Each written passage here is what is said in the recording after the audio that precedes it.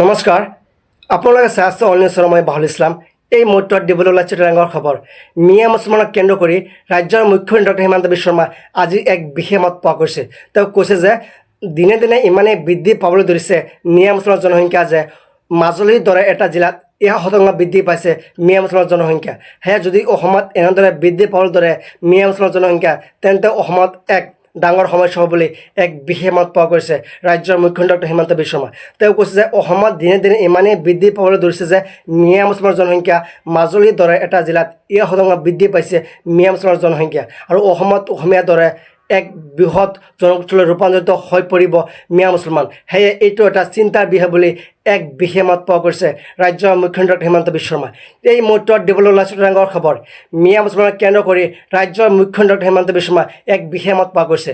তেওঁ কৈছে যে বৰ্তমান সময়ত ইমানেই বৃদ্ধি পাবলৈ ধৰিছে মিয়া মুছলমানৰ জনসংখ্যা যে বৰ্তমান সময়ত 38% বৃদ্ধি হৈছে মিয়া মুছলমানৰ জনসংখ্যা, আৰু যদি এনেদৰে বৃদ্ধি পাবলৈ ধৰে মিয়া মুছলমানৰ জনসংখ্যা, তেন্তে অসমত এটা সময় আহিব য'ত অসমত এক বৃহৎ জনগোষ্ঠীলৈ ৰূপান্তৰিত হ'ব মিয়া মুছলমান, আৰু তেতিয়া অসমত অসমীয়াসকলে এক সংখ্যালঘুলৈ ৰূপান্তৰিত হ'ব বুলি এক বিশেষ মত পোৱা কৰিছে ৰাজ্যৰ মুখ্যমন্ত্ৰী ডক্টৰ হিমন্ত বিশ্ব শৰ্মা। সেয়ে ইমানেই বৃদ্ধি পাবলৈ ধৰিছে যে মাজুলীৰ দৰে এটা জিলাত 1% বৃদ্ধি পাইছে মিয়া মুছলমানৰ জনসংখ্যা, আৰু এইটো এটা চিন্তাৰ বিষয় বুলি এক বিশেষ মত পোৱা কৰিছে ৰাজ্যৰ মুখ্যমন্ত্ৰী ডক্টৰ হিমন্ত বিশ্ব শৰ্মা।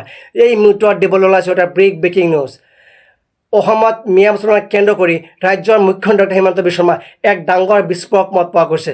তেওঁ কৈছে যে দিনে দিনে ইমানেই বৃদ্ধি পাবলৈ ধৰিছে মিয়া মুছলমানৰ জনসংখ্যা যে য'ত এটা সময় আহিব য'ত অসমত এক বৃহৎ জনগোষ্ঠীলৈ ৰূপান্তৰিত হ'ব মিয়া মুছলমান, আৰু তেতিয়া অসমত এক অসমীয়াসকলে সংখ্যালঘুলৈ ৰূপান্তৰিত হ'ব বুলি এক বিশেষ মত পোৱা কৰিছে ৰাজ্যৰ মুখ্যমন্ত্ৰী ডক্টৰ হিমন্ত বিশ্ব শৰ্মা।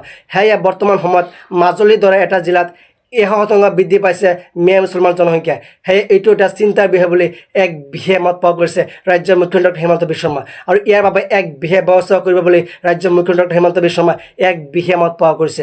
আৰু যদি এনেদৰে বৃদ্ধি পাবলৈ ধৰে মিয়া মুছলমানৰ জনসংখ্যা, তেন্তে অসমত এক ডাঙৰ সমস্যা হ'ব বুলি এক বিশেষ মত পোৱা কৰিছে ৰাজ্যৰ মুখ্যমন্ত্ৰী ডক্টৰ হিমন্ত বিশ্ব শৰ্মা।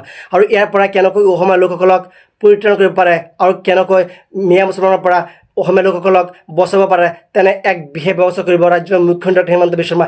তেনে এক বিশেষ মত পোৱা কৰিছে ৰাজ্যৰ মুখ্যমন্ত্ৰী ডক্টৰ হিমন্ত বিশ্ব শৰ্মা। তেওঁ কৈছে যে ইমানেই বৃদ্ধি পাবলৈ ধৰিছে মিয়া মুছলমানৰ জনসংখ্যা যে অসমত 38% বৃদ্ধি হৈছে মিয়া মুছলমানৰ জনসংখ্যা, আৰু যদি এনেদৰে বৃদ্ধি পাবলৈ ধৰে মিয়া মুছলমানৰ জনসংখ্যা, তেন্তে অসমত এটা সময় আহিব য'ত এক বৃহৎ জনগোষ্ঠীলৈ ৰূপান্তৰিত হ'ব মিয়া মুছলমান, আৰু তেতিয়া অসমতেই অসমীয়াসকলে এক সংখ্যালঘুলৈ ৰূপান্তৰিত হ'ব বুলি এক বিশেষ মত পোৱা কৰিছে ৰাজ্যৰ মুখ্যমন্ত্ৰী ডক্টৰ হিমন্ত বিশ্ব শৰ্মা। আৰু বৰ্তমান সময়ত মাজুলীৰ দৰে এটা জিলাত 1% বৃদ্ধি হৈছে মিয়া মুছলমানৰ জনসংখ্যা। সেয়ে এইটো এটা চিন্তাৰ বিষয় বুলি এক বিশেষ মত পোৱা কৰিছে ৰাজ্যৰ মুখ্যমন্ত্ৰী ডক্টৰ হিমন্ত বিশ্ব শৰ্মা। সেয়ে আপোনালোকে যিমান পাৰে এই ভিডিঅ'টো ইমান শ্বেয়াৰ কৰিব আৰু আমাৰ পেজটো ফ'ল' কৰিব। ধন্যবাদ।